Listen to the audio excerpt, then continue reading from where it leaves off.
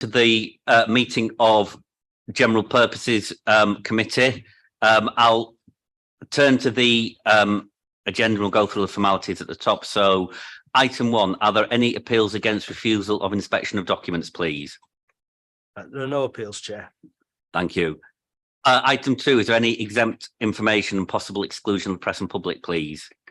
There's no exempt information on the agenda today, Chair. Thank you. Item 3, are there any late items? No late items. Great.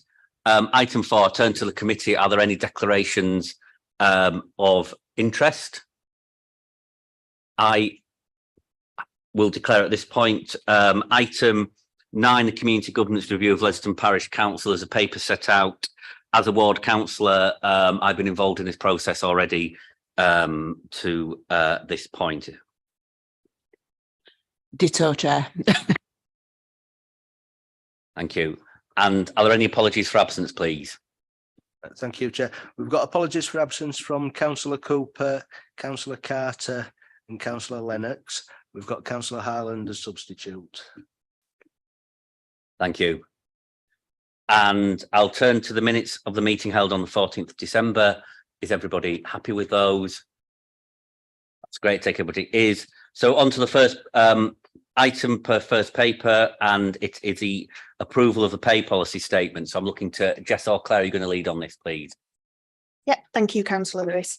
So this report presents the annual pay policy for 2023-2024 in line with our statutory obligations. So General Purposes Committee are asked to recommend the approval of pay policy at full council on the 22nd of February 2023. Key highlights of the pay policy include the recommended rate of the Living Wage Foundation announced in September 22 is £10.90, and subject to approval, this will become the lowest pay rate on our pay structure and therefore match the Living Wage Foundation rate from the 1st of April 2023. The Council is committed to continuing to match the Living Wage Foundation rate subject to affordability for future years. The pay multiple is that of the highest paid in the authority and the median salary. The highest paid salary in the authority is paid to the Chief Executive. As at December 2022, the ratio between the Chief Executive's current salary and the median pay is 7.07 to 1. In addition to the statutory pay multiple, the organisation also calculates and publishes the pay multiple with the Chief Executive and the lowest paid in the authority.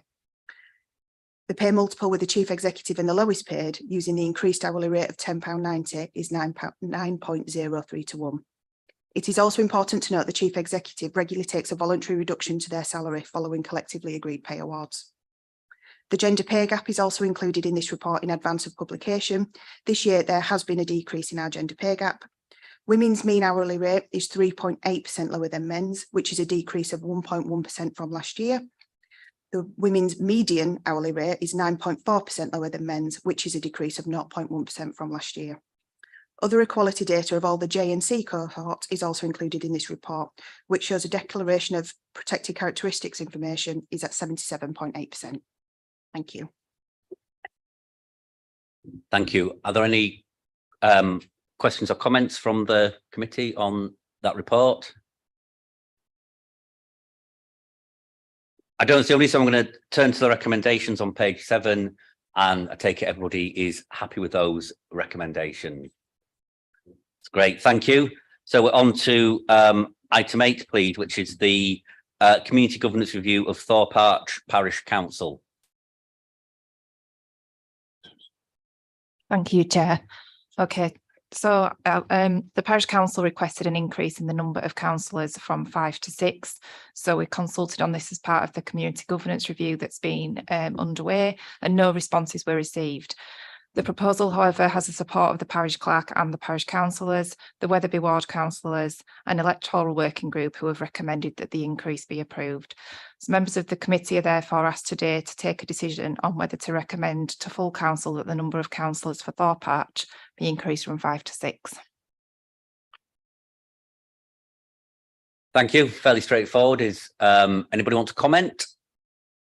Is everybody? No, don't see any comments. Is everybody happy with that?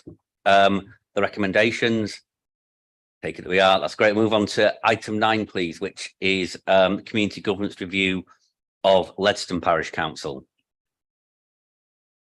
Right, so just to give some background on this, Ledston Parish have had considerable issues for nearing a period of 10 years now. I know we've been to General Purposes Committee with this before. They struggle to recruit and retain a chair and a parish clerk, and also to attract residents to stand as candidates.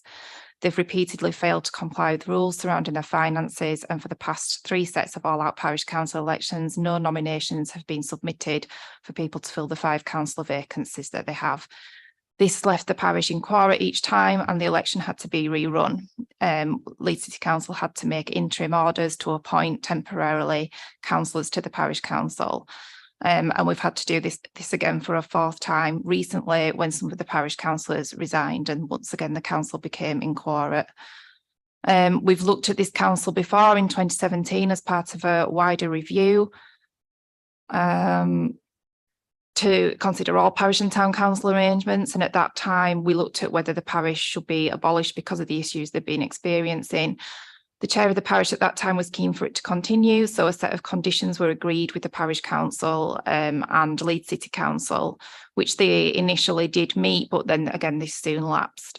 In early 2021, the clerk of neighbouring Ledston Parish Council volunteered to become temporary clerk of Ledston and was instrumental in resolving many issues that existed.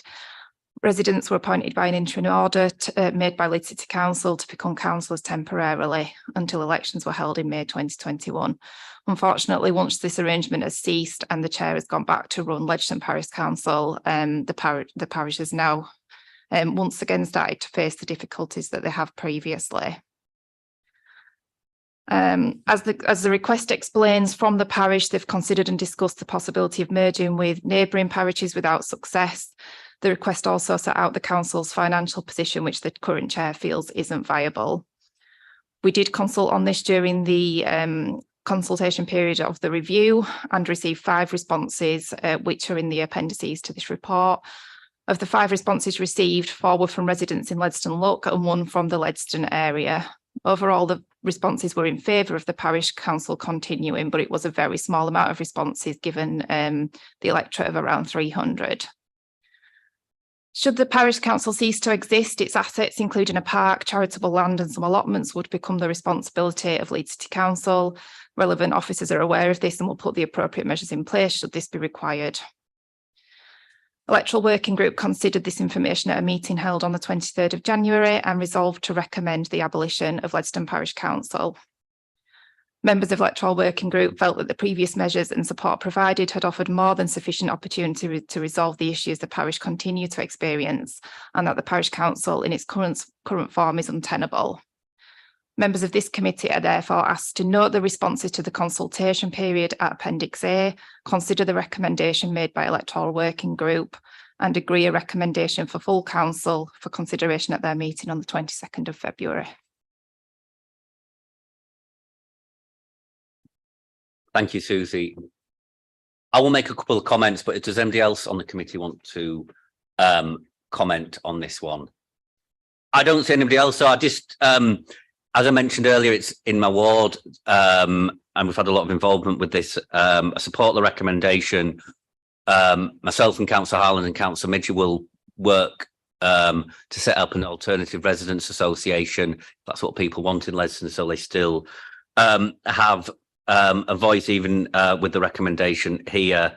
And finally, I think having been through this over a number of years, there have been some people who have worked really hard to keep the parish council going. Particularly like to thank all of those, particularly Wendy Jones and Bev Kirk, who are the currently taking the parish council forward. So with that, I'm going to look and see if the committee agrees with the recommendations on page 35 of the report. Take it everybody agrees with those recommendations, and we are on to item 10, please. Nicole. Thanks, Chair. Following a resolution of this committee in May last year to seek an additional independent person, applications were invited late last year. On the 10th of January, a member panel chaired by Councillor Cooper interviewed all 5 applicants and recommend to this committee that it recommends to full council the appointment of a Mrs. Claire McManus as the additional independent person with effect from the 1st of April for a period of 2 years and an option to extend that by a further 2 years. A summary of Mrs McManus's career and experience is set out in paragraph 5 of the report, and I can confirm that since the interviews we have received references which are more than satisfactory. Thank you, Chair.